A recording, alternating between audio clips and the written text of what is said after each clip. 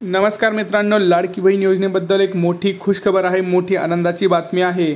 आता ज्यांचा form rejected झालाय त्यांनाही परत फॉर्म भरता येणार आहे। परत सप्टेंबरमध्ये तुम्हाला एकदा परत चान्स दिला जाणार आहे।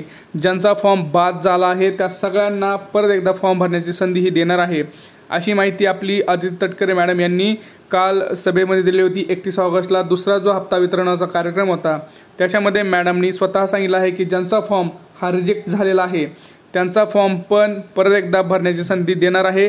रिजेक्ट झालेले फॉर्म परत तुम्हाला भरता येणार आहे, त्यामुळे आता तुमचं टेन्शन गेलेलं आहे। दुसऱ्यांदा तुम्ही फॉर्म भरता येणार आहे। तुम्हाला तुमचा सगळा काही जो चुकीचा डेटा तुम्ही किंवा चुकून तुमचा डेटा जो गेला होता, जे कागदपत्र नीट अपलोड झाली नव्हती त्यामुळे तुमचा फॉर्म हा रिजेक्ट झाला होता, तरी तुम्हाला फॉर्म हा आता परत भरता येणार आहे। त्याच्याबद्दलची संपूर्ण माहिती आज आपण या व्हिडिओमध्ये पाहणार आहोत। नेमकं काय पुढे होणार आहे त्याच्याबद्दलची संपूर्ण माहिती बघा। आणि ज्यांना पैसे आलेच नाहीत त्यांच्यासाठी पण खुशखबर आहे, लक्षात घ्या। आता तुम्हा सगळ्यांना माहिती आहे की आपल्याला 30, 29, 30 आणि 31 या दिवशी, या 3 दिवशी तुम्हाला पहिला हप्त्याची 3000 रुपये असे हे मिळणार होते, परंतु खूप जणांच्या अकाउंटमध्ये हे पैसे आलेले नाहीत। तर त्यांना काय करायचं आहे ते पण व्हिडिओ बघायचा आता पुढं। आणि ज्यांचा फॉर्म रिजेक्ट झाला आहे त्यांना पण काय करायचं आहे पुढे लक्षात द्यायचं आहे। आता बघा, मुख्यमंत्री लाडकी बहीण योजना या योजनेचं आपल्याला माहिती आहे की या योजनेत महिलाच्या खात्यात दुसऱ्या टप्प्यात पैसे जमा व्हायला सुरुवात झाली होती। ती सुरुवात कशी होती तर 29, 30 आणि 31ला पैसे पडत होते। त्यामुळे काय होतं, आपल्या माता भगिनींच्या चेहऱ्यावरती आनंदाचं वातावरण होतं। आणि या काहीशा गोंधळात देखील काही सापडलं होते की यामागचं कारण म्हणजे काही महिलांना वाटतं की त्यांच्या खात्यात 3000 रुपये जमा होतील, तर काहींना वाटतं की 4000 जमा होतील। या अपेक्षा आहेत की नेमक्या त्यामुळं महिलांच्या खात्यात किती रुपये जमा होणार हे त्यांना माहीत नाही आहे। तर आपण ते पण जाणून घेऊया।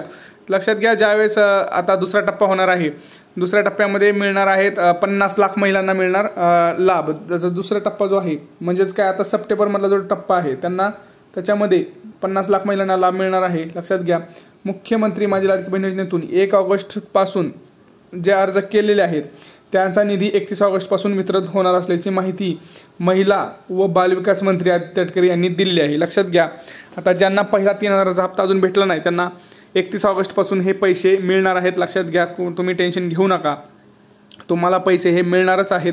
तुमचा जो काही 3000चा हप्ता आहे तो तुम्हाला 31 ऑगस्टपासून वितरित होणार आहे, असं तुम्ही इथं बघा। आपली माहिती सगळे पुराव्यास येत असते, आपण कुठली खोटी माहिती इथं देत नाही। त्यामुळे आपल्या व्हिडिओला लाईक आणि शेअर करा आणि चॅनलला पटकन सबस्क्राईब करून घ्या।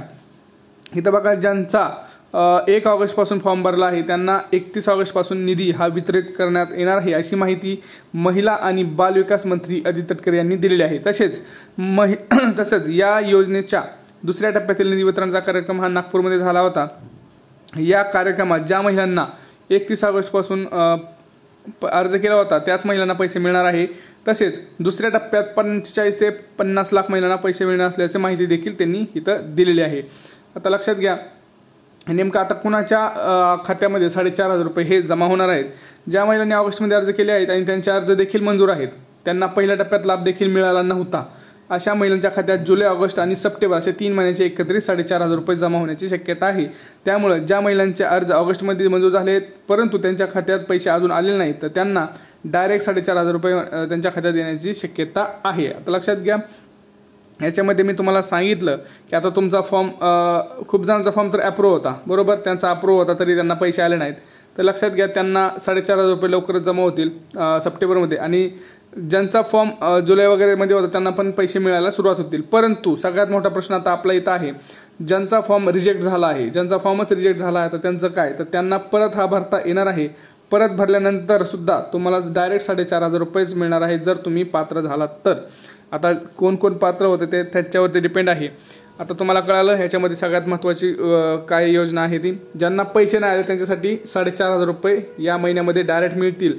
तुम्ही काही घाबरून जायचं कारण नाही, कारण जर हे बघा 3000 रुपये तर यायला सुरुवात झालेली आहे, ते जर नाही आले तर सप्टेंबरमध्ये महिन्यात तर तुम्हाला नक्की 4500 रुपये मिळणार असे त्यांनी सांगितलं आहे। कारण यादी मोठी असल्यामुळे ते म्हणत आहेत की दररोज टप्प्याटप्प्यात ते पैसे पाठवत आहेत। जसं की आता 50 लाख महिलांना ह्या दुसऱ्या टप्प्यामध्ये देणार, काल 90 लाख महिलांना गेले। सकाळी एकदम त्यांनी म्हणलं की सकाळी आम्ही नागपूरचे जे काही महिला होत्या त्यांना सकाळ मेसेजेस गेलेत आहेत, पैसे गेलेले आहेत।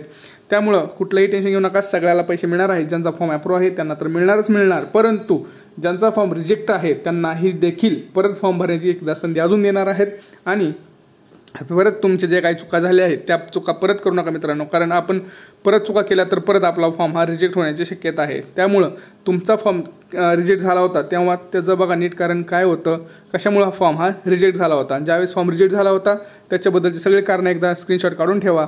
ते नीट बघा, आपले डॉक्युमेंट व्यवस्थित आहे का, आपली माहिती काही चुकीची गेली होती का, बँक अकाउंटला आपल्या आधार सेडिंग लिंक आहे का, आपला मोबाईल नंबर, आपला आधार नंबर आणि आपलं बँक स्टेटमेंट हे सगळं व्यवस्थित चेक करा. आपला बँक जो काही खाता आहे ते नीट चालतं आहे का बघा, सगळं व्यवस्थित बघा, ट्रान्झॅक्शन्स बघा. कारण काय होतं, ह्या चुका आपल्या झालेल्या आहेत. रेशन कार्डवरती नाव आहे का नीट बघा, रेशन कार्डच्या दोन्ही बाजू अपलोड करा, आधार कार्डच्या दोन्ही बाजू अपलोड करा, हमीपत्र व्यवस्थित ओपन होत आहे का बघा, त्याच्यावरती साईन वगैरे आहे का, सगळ्या टिक मार्क केलेले आहेत का, या सगळ्या बाबींची तुम्हाला इथं दक्षता घ्यायची आहे. कारण आपला फॉर्म जेव्हा रिजेक्ट होतो तेव्हा तुम्हाला माहिती आहे शेजारच्याला पैसे आले पण आपल्याला आले नाही, आपण पात्र असून आपला फॉर्म रिजेक्ट होतो तेव्हा खूप वाईट वाटतं. कारण फॉर्म आपण जर अपात्रच असाल तर काही नाही, कारण आपण अपात्रच होतो.